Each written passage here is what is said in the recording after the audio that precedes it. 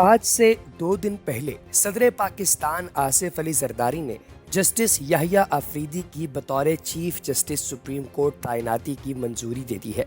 بدھ کی صبح ایوان صدر سے ایک بیان جاری کیا گیا جس میں کہا کہ صدر مملکت نے جسٹس یحییٰ آفریدی کی تعیناتی 26 اکتوبر 2024 سے 3 سال کے لیے کی ہے۔ یاد رہے کہ منگل کی شام سپریم کورٹ کے اگلے سربراہ کے انتخاب کے لیے قائم کردہ خصوصی پارلیمانی کمیٹی نے عدالت عظمیٰ میں سینیورٹی میں نمبر 3 پر موجود جسٹس یحییٰ آفریدی کو ملک کا نیا چیف جسٹس نامزد کیا تھا۔ وفاقی وزیر قانون اعظم نذیر تارڑ کے مطابق منگل کی رات ہونے والے خصوصی پارلیمانی کمیٹی کے اجلاس میں جسٹس یحییٰ آفریدی کو 2/3 اکثریت سے چیف جسٹس نامزد کر کے اس ضمن میں ایک سمری وزیر اعظم کو ارسال کر دی گئی تھی۔ خیال رہے کہ پاکستان کے موجودہ چیف جسٹس قاضی فائز عیسیٰ 25 اکتوبر کو ریٹائر تو ہو رہے ہیں اور 26ویں آئینی ترمیم کے نفاذ کے بعد نئے چیف جسٹس آف پاکستان کی تقرری کے لیے خصوصی پارلیمانی کمیٹی کا اجلاس منگل کو ہوا تھا۔ پی ٹی آئی اور سنی اتحاد کونسل کے نمائندے اس اجلاس میں شریک نہیں ہوئے تھے اور انہوں نے کمیٹی کی کارروائی کا بائیکاٹ کیا تھا۔ اس اجلاس میں چیف جسٹس کی تقرری کے لیے سیکرٹری قانون کی جانب سے بھیجے گئے سپریم کورٹ کے 3 انتہائی سینئر ججوں کے نام پیش کیے گئے تھے، جن میں جسٹس منصور علی شاہ، جسٹس منی بختر اور جسٹس یحییٰ آفریدی شامل تھے۔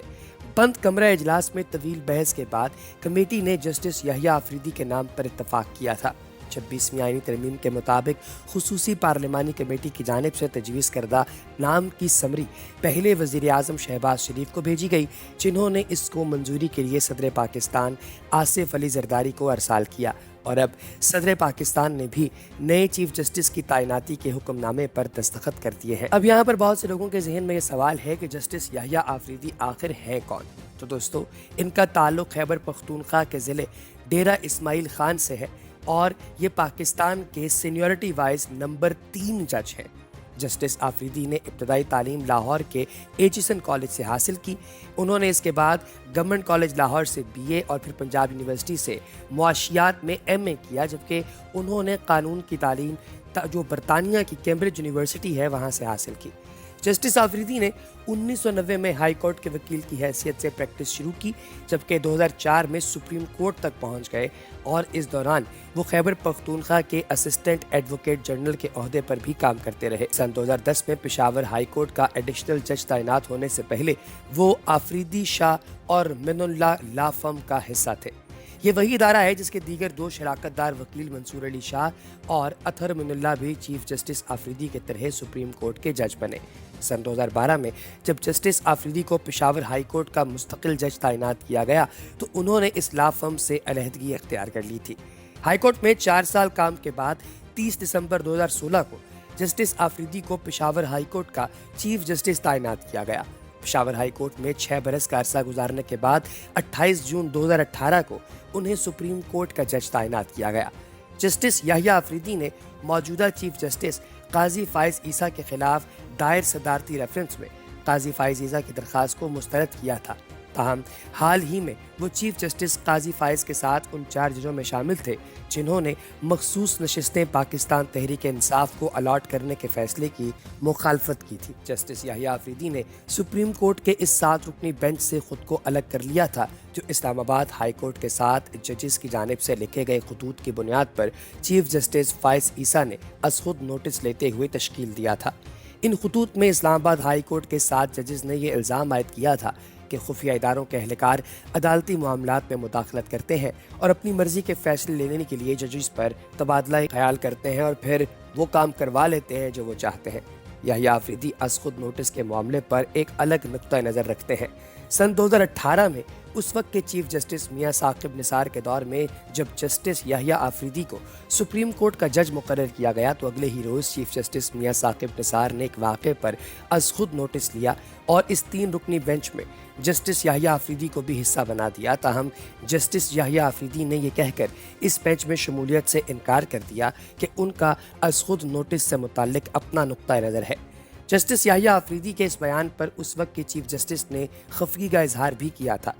पाकिस्तान मुस्लिम लीग नून की जानिब से जब साबिक फौजी सदर परवेज़ मुशर्रफ के खिलाफ आइन शिकनी का मुकदमा दर्ज किया गया और justice Yahya Afridi बहैसियत Peshawar high court के जज इस मुकदमे की समाअत करने वाले बेंच की सरबराही कर रहे थे, तो उन्होंने परवेज़ मुशर्रफ का शनाख्ती कार्ड और पासपोर्ट ब्लॉक करवा दिए थे ताकि जब तक इस मुकदमे का फैसला ना हो जाए वो मुल्क से बाहर ना जा सकें। ताहम उस वक्त के चीफ जस्टिस मियां साकिब निसार ने इस फैसले के खिलाफ दरख्वास्त पर फैसला देते हुए खुसूसी अदालत के हुक्म को मुअत्तल कर दिया और साबिक सदर बाहर चले गए। साबिक वज़ीर-ए-आज़म इमरान खान को सन 2022 में तहरीक अदम एतमाद के बाइस निकाला गया, तो उसके बाद वाक़या जो हुआ था मई वाला 2022 वाला, उसमें PTI ने इस्लामाबाद में एहतजाज का ऐलान किया था और इमरान खान ने अपने वकला के ज़रिए सुप्रीम कोर्ट को ज़िले इंतज़ामिया के साथ होने वाले मुआहदे पर अमल दरामद कराने की यकीन दहानी करवाई थी, लेकिन पाकिस्तान तहरीक इंसाफ ऐसा नहीं कर सकी थी। उस वक्त का हुक्मरान इत्तेहाद ये मामला लेकर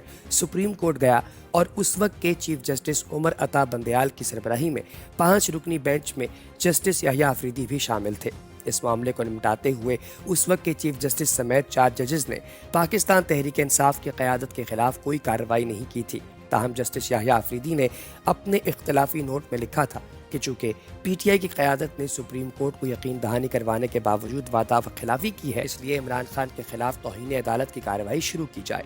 justice Yahya Afridi practice and procedure act के अलावा साबिक वज़ीर-ए-आज़म ज़ुल्फ़िकार अली भुट्टो के सदारती रेफरेंस की समाअत करने वाले लार्जर बेंच का भी हिस्सा थे। जस्टिस याहिया अफरीदी की उम्र इस वक्त 59 साल है और चीफ जस्टिस के तौर पर नाम की मंजूरी होने पर उन्हें रिटायरमेंट की मुकर्ररा उम्र तक पहुँचने से 3 बरस कबल ही रिटायर होना पड़ेगा।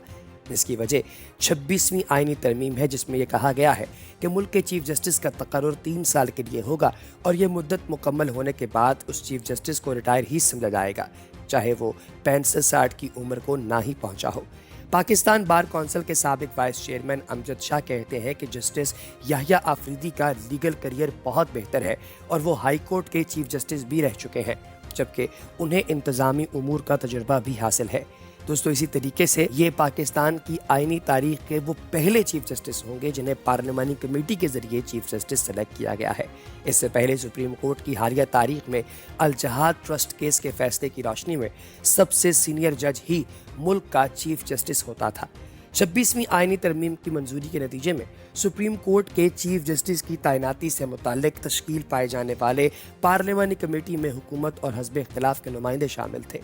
इस आईनी तरमीम के पास होने से पहले आइन के आर्टिकल 175A के तहत जजों की तैनाती से मुताल्लिक जो पार्लिमानी कमेटी तश्कील दी गई थी, उसकी सरबराही भी वज़ीर दिफा ख्वाजा आसिफ कर रहे थे। ताहम इस पार्लिमानी कमेटी का किरदार रबर स्टैम्प से ज़्यादा नहीं था। पार्लियामान की खुसूसी 12 रुकनी कमेटी जो है, उसमें पाकिस्तान मुस्लिम लीग नवाज़ की नुमाइंदगी ख्वाजा मोहम्मद आसिफ, एहसन इकबाल, आज़म नज़ीर तारड़ और शाइस्ता परवेज़ मलिक कर रहे थे, जबकि पीपल्स पार्टी की तरफ से राजा परवेज़ अशरफ, सैयद नवीद कमर और सीनियर फारूक H नाइक को नामजद किया गया था। अब वकला की अगर बात की जाए तो इनके बड़े मिले जुले से मामलात हैं इस सारे फैसले के हवाले से। एक तबका बड़ा ज़बरदस्त और खुशाइंद करार दे रहा है पहली मरतबा काउंसिल्स जो हैं उनकी जानिब से सेलेक्ट किए गए चीफ जस्टिस को, और दूसरी तरफ कोई वकला ऐसे भी हैं जो कहते हैं कि जी सीनियरिटी के उसूल के खात्मा जो है ये हुकूमत की तरफ से एक बड़ा घटिया सा काम है, इसको बंद किया जाना चाहिए। दोस्तों, इस बारे में आपकी क्या राय है नीचे कमेंट सेक्शन में ज़रूर बताइएगा।